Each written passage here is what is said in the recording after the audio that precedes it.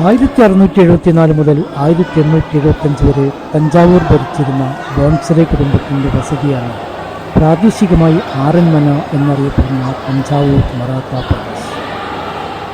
പലപ്പോഴും തെറ്റിദ്ധരിക്കപ്പെട്ടതുപോലെ ഇത് മറാത്തകൾ നിർമ്മിച്ചത്, പകരം തഞ്ചാവൂർ നായിക്സ് ആണ് ഈ നിർമ്മിതിയുടെ പിന്നിൽ. രാവിലെ 10 മണി മുതൽ വൈകുന്നേരം 4:30 വരെ പാലസ് പൊതുജനങ്ങൾക്കായി തുറന്നു കൊടുക്കാറുണ്ട്. സരസ്വതി മഹൽ, ലൈബ്രറി, മ്യൂസിയവും ആർട്ട് ഗാലറിയും നിർബന്ധമായും കണ്ടിരിക്കേണ്ട 2 വിഭാഗങ്ങൾ. ഇതിനോട് ചേർന്ന് തന്നെയാണ് ദർബാർ ഹാളും സ്ഥിതി ചെയ്യുന്നത്. ചോള കാലഘട്ടത്തിലെ അമൂല്യമായ കലാശേഖരങ്ങൾ ഇവിടെ പ്രദർശിപ്പിക്കുന്നു.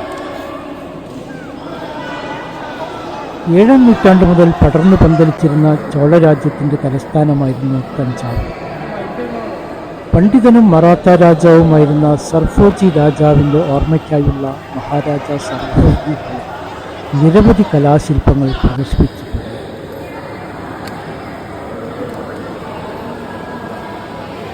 ആയിരത്തിലേറെ വർഷം പഴക്കമുള്ള തഞ്ചാവൂർ ബൃഹദീശ്വര ക്ഷേത്രത്തോടൊപ്പം നിർബന്ധമായും തഞ്ചാവൂരിൽ കാണേണ്ട സ്ഥലം തന്നെയാണ് തഞ്ചാവൂർ മറാത്ത പാലസ്.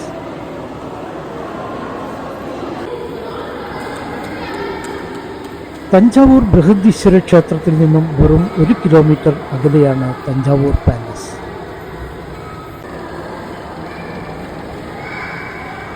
സരസ്വതി മഹൽ ലൈബ്രറി മ്യൂസിയത്തിൽ സൂക്ഷിച്ചിരിക്കുന്ന കൂടുതൽ കലാവസ്തുക്കളുടെ ദൃശ്യവുമായി വരുന്നതിന് മുമ്പ് ചാനൽ ലൈക്ക് ചെയ്യാനും ഷെയർ ചെയ്യാനും സബ്സ്ക്രൈബ് ചെയ്യാനും മറക്കരുതേ.